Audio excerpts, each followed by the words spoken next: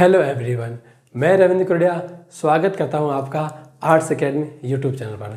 हमारे आज के क्लास 12th का हिस्ट्री का टॉपिक है सब सिस्टम्स स्ट्रैटेजीज। अब सब सिस्टम स्ट्रैटेजी में 3 से 4 तरीके से सवाल बनने की पॉसिबिलिटी बनती है। पहला और एकदम सिंपल तरीका क्या है, what are the different subsistence strategies use by the Harappan peoples. Harappa के लोग जीवन निर्वाह के लिए किस प्रकार के तरीके से अपने जीवन को चलाते थे। पहला तरीका ये। दूसरा तरीका जो 2019 के सीबीएसई बोर्ड में पूछा जा सका, how have historian prove the new insights into the sub system strategies of the Harappan people, explain. ये दे दिया सवाल, ठीक है ना। वो दूसरा तरीका। तीसरा तरीका जो आपके किताब के मिड में दे रखा है, एकदम बीच में, एकदम वहां पर दे रखा सवाल बनाकर, क्या, what is the evidence use by the archaeologist to reconstruct the dietary practice. बोला आर्कियोलॉजिस्ट जो पुरातत्व विज्ञान के जो लोग हैं, बोला कि उन्होंने ऐसे कौन से जो है आपके एविडेंसेस मिले जो इस बात को बताता है कि वो अपने जीवन निर्वाह के लिए कौन कौन सी वस्तुओं का, चीज़ों का उपभोग करते हैं अपने सर्वाइवल के लिए। तीसरा तरीका ये हुआ। चौथा तरीका क्या होगा कि वो ये सवाल ये थोड़ा सा घुमा करके बोले, क्या कि हड़प्पा के लोग जो थे उनकी कंप्लीट डाइट है या उनके द्वारा भोजन करने वाला में प्रोटीन और न्यूट्रिशन कि अलग अलग तरीके से जो चीज़ मिलती है, जिससे वो क्या है कि उनका आहार कंप्लीट आ रहा है, कंप्लीट फूड है। तो सब का आंसर यही है जो हमने यहाँ पर लिखा हुआ है। चाहे कान ऐसे पकड़ो या मरोड़ करके पकड़ो, कैसे भी पकड़ो, इस सवाल का जवाब हमारा यही रहने वाला है। तो हाँ, आप में से जितने भी नए सब्सक्राइबर हैं जो जुड़े हुए हैं, उनकी पिछली क्लासेज जिनको भी देखनी है तो हमारी सारी की सारी प्लेलिस्ट बनी है। मतलब क्लास 12 की प्लेलिस्ट देखनी है तो आपको हिस्ट्री कैसे मिल जाएगी जो यहाँ पर दिखाई जा रही है, ठीक है। फिर आपको क्लास 12 की पॉलिटिकल साइंस की देखनी है तो वहाँ पर भी बिल्कुल ऐसी आपको मिल जाएगी, ठीक है ना। जहाँ पर हमने सब्जेक्ट के चैप्टर के नाम से प्लेलिस्ट बना रखी है और सारी की सारी जो वीडियोस है वो उसके सीक्वेंस में आई हुई है, ठीक है। तो चलिए, Harappans ate wide range of plant and animal product including the fish. बोला हड़प्पा के समय के जो लोग थे वो आपके वेजिटेरियन के साथ साथ में, फल सब्जी के साथ साथ में क्या करते थे, एनिमल प्रोडक्ट। एनिमल प्रोडक्ट का मतलब क्या कि वो मांसाहारी भी थे, ठीक है ना। तो इसके साथ साथ में मांसाहारी भोजन में वे व्यक्ति क्या करते थे, फिश का भी कंजम्पशन करते थे, मतलब मछली का भी उपभोग करते थे। क्योंकि आपको पता है कि इंडस वैली सिविलाइजेशन या हड़प्पन सिविलाइजेशन के जो लोग हैं, ये रिवराइन सिविलाइजेशन हो जाने की वजह से क्या होता है कि इनके लिए खाने के लिए फिश भी एक तरीके से सोर्स है। Charred grains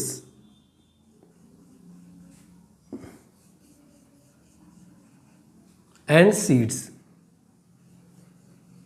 helps archaeologist to reconstruct the dietary practices. क्या बोला कि चेरेड ग्रेन्स। चेरेड ग्रेन का मतलब क्या था, चेरेड का मतलब होता है जला हुआ, और ग्रेन का मतलब आपको पता ही है, ग्रेन का मतलब होता है अनाज। तो बोला कि जो आपको जला हुआ अनाज मिला है और जो बीज मिले हैं, ठीक है ना, जला हुआ अनाज मिला है और जो बीज मिले हैं उसकी सहायता से जो आर्कियोलॉजिस्ट है, मतलब जो आपके पुरातत्व के जो वैज्ञानिक हैं, उन्होंने रिकंस्ट्रक्ट किया। रिकंस्ट्रक्ट मतलब उसको पुनर्निर्मित किया, मतलब उस चीज़ को वापस से ना, उस पर इतिहास को पुनर्निर्मित करके बताया कि वो किस प्रकार की डाइटरी प्रैक्टिस, मतलब उनके भोजन के आहार में क्या क्या था, ठीक है ना। क्योंकि आप जहाँ पर आप खाना पकाते हो, जनरली क्या होता है कि वो उनका वेस्ट वहाँ पर गिरता रहता है। तो ऐसे में क्या हुआ कि जब हड़प्पा की खुदाई की गई थी तो वहाँ पर जहाँ पर रसोई थी, जहाँ पर वो खाना पकाते थे, वहाँ पर क्या हुआ कि हमें कुछ अनाज के जले हुए दाने मिले। तो क्या हुआ कि वहाँ पर आर्कियोबोटेनिस्ट, अब आर्कियोबोटेनिस्ट क्या होता है, हम इसका एक अलग से शॉर्ट वीडियो बना देंगे। मतलब ऐसा व्यक्ति जो आर्कियोलॉजिस्ट है, जो पुरातत्व के काम में करता है, लेकिन उसके साथ साथ में क्या करता है, उसका मेन काम यह है कि वहाँ पर भी जितनी ऐसी खाने पीने की जो चीज़ें मिलती है उन पर केमिकल एनालिसिस करके पता लगाना है कि ये जो दाना मिला है वो कौन सी फसल का हो सकता है। उसके स्पेशलिस्ट को हम बोलते हैं आर्कियोबोटेनिस्ट। तो आर्कियोबोटेनिस्ट ने ये पता लगा लिया कि हाँ, ये जला हुआ अनाज का दाना उस फसल का है और ये जो बीज मिला है वो उस फसल का है। क्योंकि इतने हजारों साल पुराना मिला है तो वो अपनी यथास्थिति में तो होगा नहीं, लेकिन उसके अंदर का जो एलिमेंट है उससे पता लगा लेंगे कि वो कौन सी चीज़ है, ठीक है ना। Studies done by archaeobotanist. Archaeobotanist अभी मैंने बताया ऐसा व्यक्ति जो आर्कियोलॉजिस्ट तो है लेकिन उसका मेन काम क्या है, जो भी आपको मिलता है उसको ये अनुमान लगाना कि वो कौन सी फसल का हिस्सा है या कौन सी फसल है वो। Studies done bye archaeologist helps us, हमें सहायता करती है, दैट ग्रेन्स सच एस, अनाज जैसा कि गेहूं, बार्ले,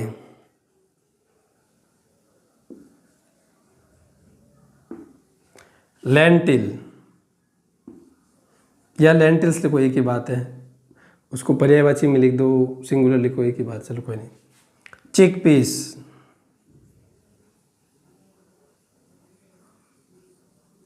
एंड सी सैम,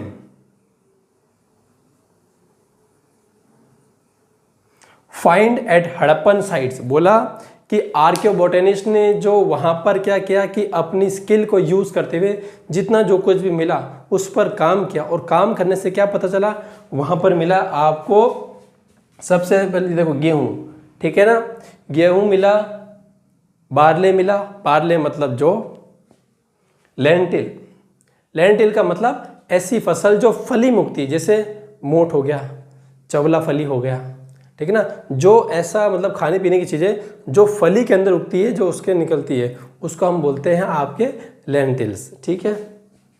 चिक पीस, चिक पीस मतलब वो काबुली चना जो आप जिनको आप छोले बोलते हो, ठीक है ना, क्योंकि इसका नाम चिक पीस क्यों पड़ा है, पी का मतलब होता है मटर, और चिक जो है इसका मतलब क्या, ऐसा मटर जो चिकन के शेप में है। आपने कभी ये ना छोले देखे हो या फिर इन काबुली चने को देखो जो भिगा हुआ होता है, जो पूरा फुला हुआ होता है, तो आप देखोगे उसकी बॉडी का जो स्ट्रक्चर होगा वो एकदम चिकन के शेप में होगा, और जब आप उसके ऊपर की जब परत उतार लोगे ना तब आपको दो खुलता हुआ दिखेगा, मतलब वो मटर के जैसा है लेकिन उसकी बॉडी का स्ट्रक्चर जो है वो चिकन के जैसा है, इसके लिए उसका नाम रखा हुआ है चिक पीस। और लास्ट में है आपका सीसम मतलब तिल। तो बोला कि इन्होंने जो स्टडी किया वो बताता है कि यहाँ से गेहूँ मिला है, जौ मिला है, लेंटिल्स मिला है, चिकपीस मिला है और सीसम मिला है। इसका मतलब ये जो वेजिटेरियन भी है तो इसके अंदर मतलब अलग अलग प्रकार के पोषक आहार के भोजन है। इसका मतलब उनका हष्ट पुष्ट है, मतलब उनका आहार बहुत ज़्यादा हाई न्यूट्रिशन रिच था। अगला क्या है, millets found from the sides in Gujarat. Millets मतलब मोटा अनाज। मिलेट्स देखो जनरली वो होता है जो कम पानी में भी उग जाता है। इसका मतलब क्या है कि ये ड्रॉट रेसिस्टेंस क्रॉप है, ठीक है ना। ऐसी फसल, और गुजरात की जो साइड ज़्यादातर है वो सारी के सारी ऐसी जगह पर है जो सेमी एरिड रीजन जैसी है। तो ऐसे में क्या है कि वहाँ पर पानी की कमी है। तो बोला कि वहाँ पर हड़प्पा के सेटलमेंट से हमें वो भी फसल मिली जो कम पानी में भी उगाई जा सकती है। इसका मतलब अगर किसी वर्ष बारिश कम भी हुई तो उनके पास में एक ऐसा सोर्स अवेलेबल है जो उनको सर्वाइव करवा सकता है, ठीक है ना। तो वो सोर्स है मिलेट्स। फिर अगला क्या है आपका, देखो evidence of the rice are relatively rare. इसका मतलब क्या हुआ, एविडेंस का मतलब हो गया आपका कि सबूत। राइस तो पता है आपका चावल, और रेयर का मतलब होता है जो चीज़ें ना जनरली अवेलेबल कम होती है। तो बोला रिलेटिवली रेयर है, ऐसा नहीं कि बिल्कुल ही नहीं है, बोला कि रिलेटिवली रेयर है। मतलब चावल का अवशेष तो मिला है लेकिन इतनी बड़ी मात्रा में नहीं मिला है जितनी बड़ी मात्रा में हम एक्सपेक्ट कर रहे हैं। मतलब मिला है, थोड़ा सा कम मिला है, और बोला इतना भी कम नहीं मिला कि पता ही नहीं कर सकते। मतलब ना ज़्यादा मिला है ना कम मिला है, उन दोनों के बीच में जो स्थिति है उस स्थिति में हमें चावल मिला हुआ है। पॉइंट, ठीक है। Studies done by archaeogeologist. अब ये आर्कियोजियोलॉजिस्ट क्या होता है, जैसे आर्कियोलॉजिस्ट वो होता है जो इतिहास के बारे में बताता है, जिसको बोलते हैं पुरातत्वविद। आर्कियोबोटनिस्ट वो होता है जो वो भी होता है आर्कियोलॉजिस्ट, लेकिन उसका स्पेशलाइजेशन ऑफ वर्क ये होता है कि जो एविडेंसेस मिलते हैं उससे ये रिकंस्ट्रक्ट करना कि जो मिला है पदार्थ, जो आपको एविडेंस मिला है वो कौन सी फसल है या खाने पीने की कौन सा सामान है, या फिर वो जो आपको जो हड्डी मिली है, ठीक है ना, हड्डी नहीं सॉरी, हाँ सॉरी काट देंगे इसको वापस, ठीक है ना।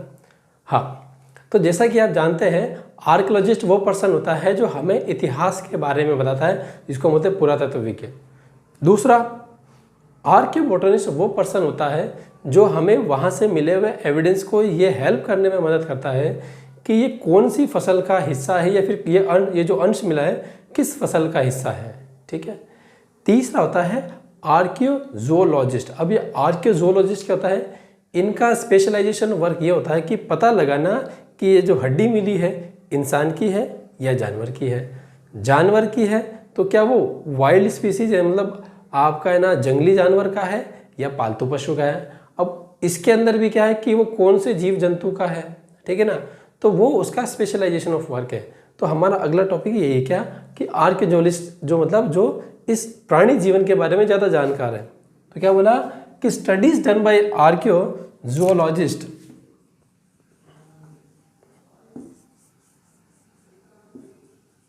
ऑफ एनिमल बोन्स, बोला कि एनिमल्स की जितनी भी हड्डियां मिली है इनकी ये स्टडीज करते हैं, जैसे कि cattle, sheep, goat, buffalo and pig. बोला कि आर्कियोलॉजिस्ट ने वहाँ पर जितनी भी हड्डियाँ मिली उन सब का उन्होंने क्या किया, उस पर काम किया, रिसर्च किया। रिसर्च करने पर क्या पता चला कि वो जो हड्डियाँ मिली है हड़प्पन सेटलमेंट से, हड़प्पा की साइड से जो हड्डियाँ मिली है वो किस किस जीव जंतु की है। बोला कि वो कैटल्स की है, मतलब मवेशियों की है, मवेशी जानवर की है। दूसरा बोला कि वो शिप मतलब भेड़ की हड्डियाँ मिली हैं, ठीक है। तीसरा बोला बकरी की मिली है। फिर बोला बफेलो की मिली हुई है। और फिर बोला फाइनल में किसकी मिली है, पिग की मिली है, मतलब सुअर की मिली हुई है। तो बोला कि ये वो जानवर है जिनको आप जनरली अपने घर में पालतू पशु की तरह रखना यूज करते हो। कैसे कि कैटल हो गया, शिप हो गया, ये गोट हो गया, ये क्या करता है कि आपके सर्वाइवल में काम आता है। मतलब आपको ये डेयरी प्रोडक्ट देगा, आपको ये वुल प्रोडक्ट देगा, इसके अलावा आपको ये लेदर इंडस्ट्री में हेल्प करता है, मतलब इससे आपको लेदर प्रोडक्ट मिलता है, ठीक है। बफेलो आपको पता ही है डोमेस्टिक पर्पस, और पिग हो गया। तो ये बोला कि ये सब आप डोमेस्टिक पर्पस के लिए रखोगे, ठीक है ना। इंडिकेट दिस वर डोमेस्टिकेटेड, मतलब आप पालतू पशुओं की तरह रखना पसंद। Whereas evidence of, evidence मतलब का सबूत, whereas evidence of animal bones, बोला कि कौन से जानवर की हड्डियां, वाइल्ड स्पीसीज, बोला ऐसे जंगली जानवरों की भी है ना जो जीव जंतु उनकी हमें हड्डियां मिली है, जैसे कि बोर मतलब जंगली सुअर, डियर मतलब हो गया आपका हिरण, घड़ियाल, आर इंडिकेटिंग कंजम्पशन पर्पस। बोला कि ये वो जानवर है, देखो कभी भी आप जंगली सुअर को पालोगे नहीं, ठीक है ना, हिरण को भी आप पालोगे नहीं। हाँ वो एक अलग बात है कि कई लोग हिरण का अपने बच्चे की तरफ, जैसे कि आप देखोगे कि राजस्थान में जो विष्णु समाज के जो लोग होते हैं उनके लिए जो हिरण का जो बच्चा होता है वो अपने खुद के बच्चे के समान होता है। तो वो कुछ कम्युनिटी ऐसी होती है जिनके लिए वो हो सकता है कि वो उनके परिवार का एक हिस्से के समान हो, लेकिन ज़्यादातर जो कम्युनिटी है, या फिर हम एक लंबे समय की जब बात करेंगे, पुराने इतिहास में जाएंगे, तब ये वो जानवर है जिनका शिकार करके जो इंसान अपना जीवन बसर करता था, ठीक है ना। तो ये कभी कभी अपवाद मिल जाते हैं, लेकिन यहाँ पर ये एक्सेप्शन नहीं हो सकता ना। तो बोला कि जंगली सुअर, हिरण और घड़ियाल। घड़ियाल क्या होता है, घड़ियाल क्रोकोडाइल के जैसा होता है। क्रोकोडाइल का क्या होता है, जैसे अभी हम क्या करेंगे कि इसमें ना एक 2 स्लाइड डाल देंगे जिसको आपको डिफरेंस कर लोगे आप, ठीक है ना। स्लाइड डाल दूंगा मैं यहाँ पर। घड़ियाल का जो मुंह का जो शेप होता है एकदम वो पूरा वी शेप में ऐसा लंबा होता है, सॉरी गलत बोल दिया कि हाँ, क्रोकोडाइल का जो मुंह का जो शेप होता है वो पूरा सीधा ऐसे होता है, वी शेप में होता है। घड़ियाल का कैसे होता है कि एकदम आपकी सुई के जैसा होगा, मतलब उसका मुंह एकदम से पतला, एकदम सीधा सुई की तरह होगा, वो होता है आपका घड़ियाल। आर इंडिकेटिंग कंजम्पशन पर, मतलब ये वो जानवर है जिनका शायद वो क्या करते थे कि उनको काट करके, मतलब शिकार करके काट करके भोजन के रूप में इसका खाते थे उसको। अब ये कैसे पता चला, क्योंकि हमें क्या हुआ कि हड़प्पन सेटलमेंट्स पर इन जानवरों की हड्डियां बहुत ज़्यादा क्वांटिटी में मिली हुई है। तो इसका मतलब खाने के बाद अपने हड्डी तो आप फेंकते ही हो, तो क्या कि वो हड्डी वहाँ पर पड़ी रहेगी, और वो हड्डियाँ क्या होगी बहुत बड़ी तादाद में मिली है। बोला तो इसका मतलब शायद ये क्या करते थे, इन जानवरों को खाते थे। इसलिए बोला कि नॉन वेजिटेरियन डाइट्स में हमें ये एविडेंस मिलता है। इनके बियॉन्ड हमें और भी एविडेंस मिला, जैसे कि फिश मछली